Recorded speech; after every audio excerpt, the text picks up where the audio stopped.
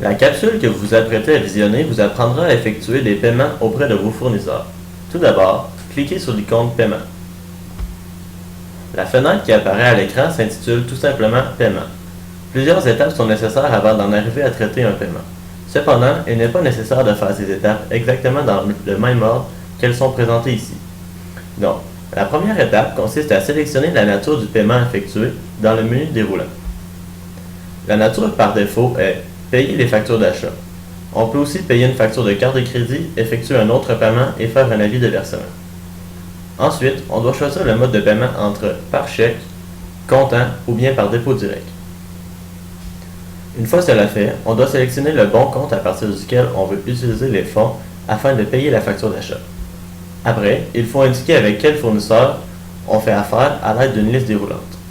On retrouve dans cette liste tous les fournisseurs que vous avez préalablement enregistrés dans le module des fournisseurs. Par la suite, inscrivez la date ou choisissez-la à l'aide de l'icône du calendrier. Inscrivez le numéro du chèque dans cette case si vous procédez avec ce mode de paiement ou le numéro du dépôt direct si vous payez par dépôt direct. Pour le reste de l'explication, il est plus aisé de comprendre à l'aide d'un exemple. Donc, nous allons payer une facture d'achat par chèque à partir du compte courant et avec le numéro de chèque 1. La date de paiement sera le 10 octobre 2014 et le fournisseur que nous allons payer sera Meubles Marchand.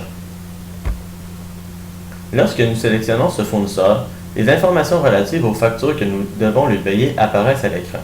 On doit ensuite choisir laquelle ou lesquelles on désire payer. Dans notre cas, nous allons payer la seule facture due.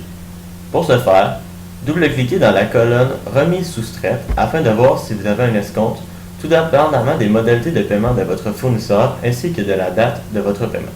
Dans notre cas, nous avons une remise de 107,17 qui vient diminuer le montant du paiement. Ensuite, il suffit de cliquer dans la colonne intitulée Montant de paiement. Le montant dû apparaîtra alors dans cette colonne, en plus de s'afficher dans le total au bas. Une fois cela fait, vous pouvez traiter. Une fenêtre de confirmation apparaît alors à l'écran. Vous pouvez cliquer sur OK pour la faire disparaître. Maintenant, voici comment effectuer un autre paiement. Sélectionnez d'abord Effectuer un autre paiement dans le menu déroulant. Les premières étapes concernant le choix du mode de paiement, du chèque et du fournisseur restent les mêmes que dans le paiement d'une facture d'achat. Ensuite, vous devez sélectionner ici le compte que vous désirez payer. Cela pourrait être par exemple une charge de loyer. La colonne suivante sert à donner une brève description de la transaction. Après, on inscrit ici le montant du paiement et on sélectionne les taxes. Au bas à gauche, on doit inscrire le numéro de la facture en référence. On peut aussi inscrire une remarque au besoin.